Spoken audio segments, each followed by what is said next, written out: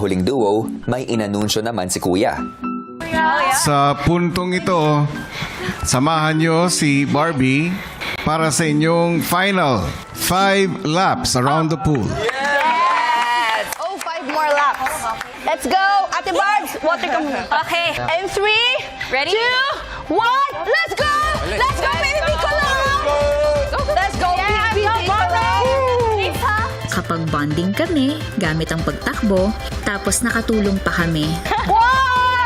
Let's go, Ate Barbs. Grabe, pang-triathlon na to. Wala sa kanilang sumuko. Very dedicated sila to finish the run. Kaya dahil doon, kahit ako, ayoko tumigil. 3, 2, Sobrang fun!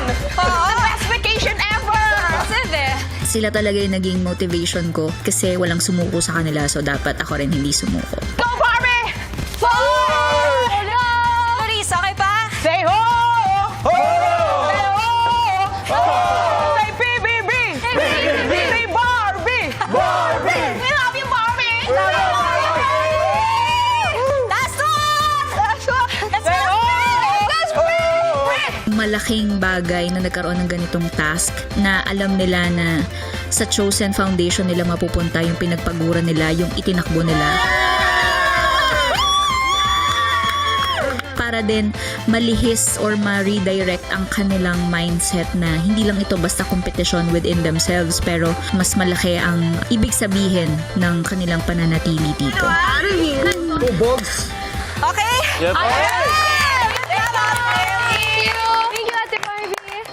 Thank you also. Matapos ang kanilang fun run, ibinigay na ni Barbie ang boxes ng bawat duo. Okay, so Dustin and Bianca.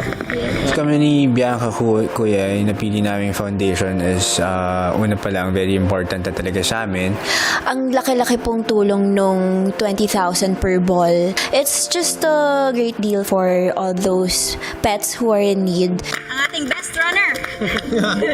Ito yung susi para sa next task, something that we have to do for our chosen charity. Next, si Cherez. Go!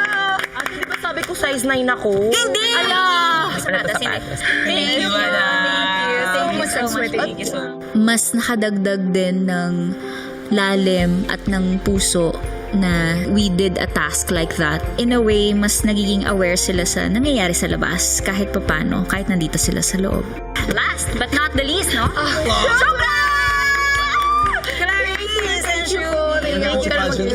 Wow! Housemates and Barbie, congratulations! At napagtagumpayan ninyo ang inyong PBB Collab Fun Run. Takbo para sa kabutihan.